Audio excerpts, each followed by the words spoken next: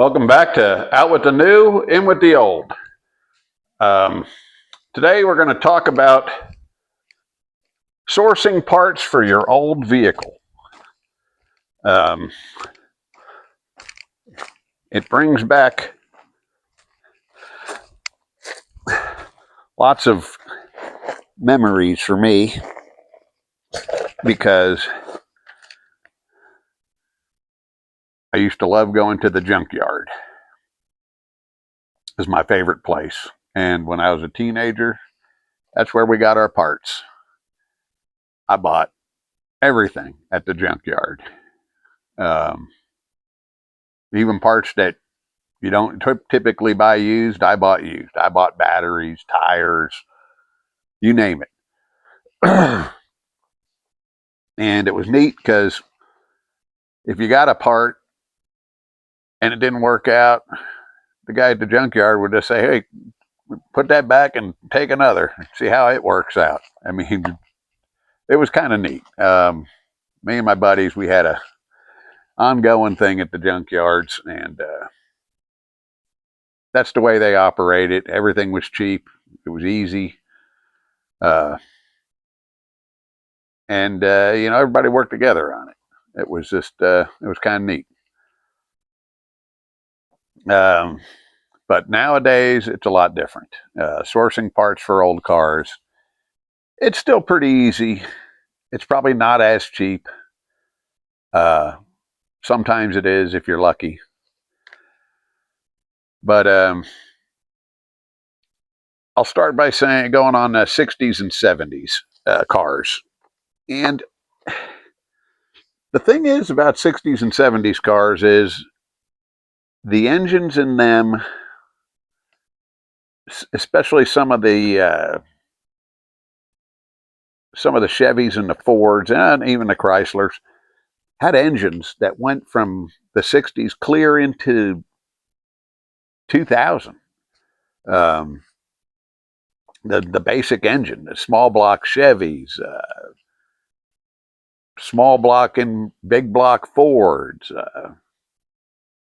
small block Chryslers. The big block Chryslers, they kind of went away, but you had 318s and 360s forever. So the parts for those are still in abundance at auto parts stores. Um, they're easy to get. They're cheap to get. Uh, you can still rebuild them if you have to. You can get just anything you want for them. I remember when I built my first small block Chevy and basically made it a hot rod. I did it with 60% of junkyard parts. I knew which heads had the big valves, and flowed the best that were factory Chevy heads. Um, and, kind of got factory parts up until I couldn't. I think I went with aftermarket cam, bottom end was balanced. Um, but I had Chevy heads that I used that had the big valves. Yeah, I bought an aftermarket intake and carb. I put a Holley carb. I liked them because they were easy to tune uh, and eventually put headers and an electronic ignition off a late model Corvette, which at the time was like the late 80s. So it was an HEI ignition. Anyway, I built that engine pretty cheap. And it was it ran good. But anyway, back to what we're talking about 60s and 70s cars. Um, Unless you get some kind of oddball. I mean, in the early 60s, they had some strange engines, 215 Oldsmobile engine, Buick. They had a 4-cylinder Pontiac engine, which was half of a 389, which I wouldn't think parts would be real hard to get for that, being that it was half of a 389, but I don't know for sure. But most of those engines that were in American cars in the 60s, you can get stuff for. 70s, same thing, because basically the engines carried into the 70s. They just got detuned. When you get into the 80s, 90s, and 2000s, and I group them all together because those parts are pretty abundant. The difference is now there isn't too many local junkyards. There is one about 30 miles from me that I bought the wheels off this Ford behind me. I don't know if you can even see the wheels, but that's a basic work truck, and it's supposed to have steel wheels, which I have over there. And originally, I was just going to paint the wheels and put baby moons on it. And then I got to thinking, well, I like those Alcoas. They always made these trucks look real nice. And I went up to that junkyard and I found a set. In fact, he had a few sets of them. And he gave me a set of caps to go with them that all matched. And I got to pick through the wheels.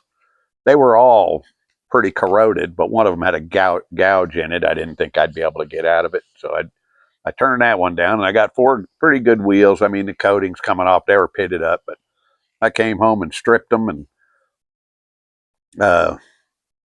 took a wheel and some mothers to them. And hell, 2 hours later, I had 4 wheels that looked better than the way they came from the factory. They're shinier than they were from the factory, because without the coating, they are shinier. The only thing is you got to keep up with them, which isn't that bad. I mean, you just keep them clean and keep a coat of wax on them; they'll hold up. So there's still junkyards around. They won't carry too much stuff. Probably much earlier than the 90s, but 80s cars, there's a lot that interchanges. So I mean, you can still find stuff. But for the most part, you can go to your local O'Reilly's or car parts store that's near you, and you're going to be able to get whatever you need. Places that specialize in used parts, they aren't really junkyards. I have found them to be ridiculously expensive. I like sourcing parts from eBay. My minivan had the air conditioning heater control. It worked, but the blower got stuck on one speed, and I could tell just by feeling it. It was the knob that controlled the speed. I could feel it was just, and when I took it out, I could see it. It was burnt inside. Somehow, over time, it wore, and then it shorted, and it got stuck in the third speed. And I found that part on eBay, a guaranteed part for, and that's the nice thing about eBay. You can look at your seller; they're usually reviewed and got an overall rating, and most of them seem to be rated in the upper 90s.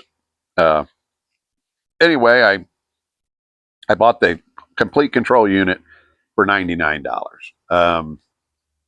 And that control unit, if you can get it, is like $400. So that was a good deal. And I put that in 2 years ago. It still works fine. Another place is Marketplace. Punch in what you need on Marketplace. Somebody may have it, or somebody may have a vehicle that they're parting out. And sometimes you can get stuff next to nothing that way.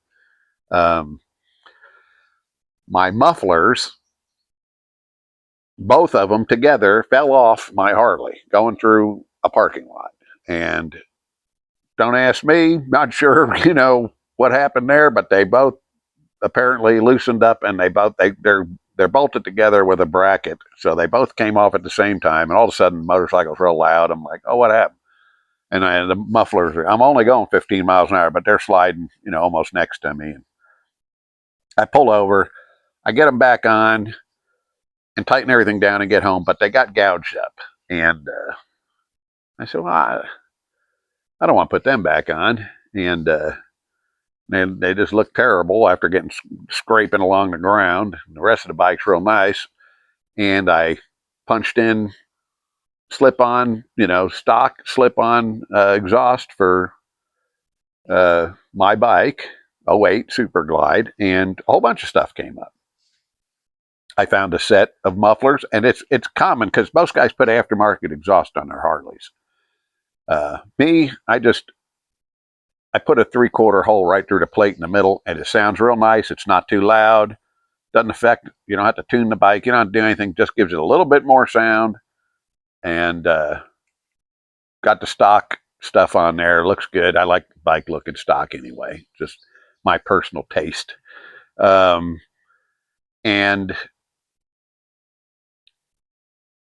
I found two sets. One lightly used, 76 miles from here, and another one, it was 88 miles from here, but they're brand new in a box.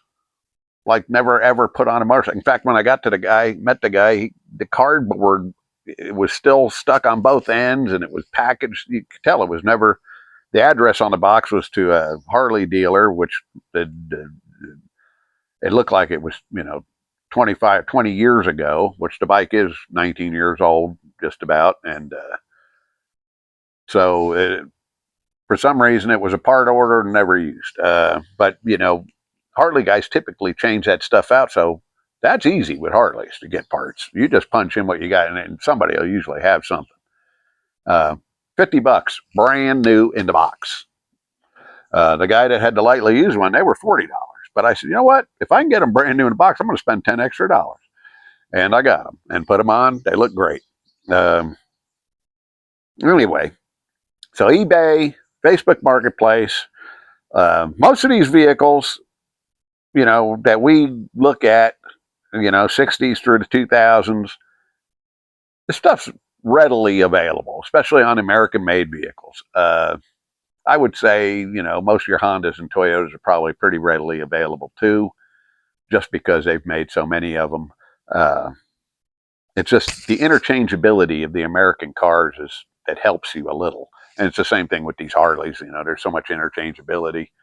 Even through the years, so many things stayed the same or extremely similar. So when you are car shopping, try not to get an oddball vehicle if you can help it. If you come across a deal that's, sometimes you buy oddball stuff. I have, but I try to stay away from oddball stuff. I like to buy vehicles that are produced in large numbers. I say that. There's some vehicles I like that aren't in large numbers, but, Ford F-150s, you can't really go wrong as far as needing stuff for them. The harmonic balancer I had to put on this, I did get at an auto parts store, but then I also found out I could send the one I got off to a place. There's a guy in Oregon that rebuilds them. He's got a great reputation. You can take your original, send it to him. I think it's like 75, $80. He sends it back, all redone, relaminated, because what happens is they get so old, the rubber just starts disintegrating. Then the ring in the middle part start, getting a little wobble to them. And you don't want to let that go. It can cause a lot of damage. If you notice it, take care of it right away. But anyway, another thing I like to do, if you figure out your part number or even just got a good description of your part, just go to Google and Google it in. And you'll get on forums.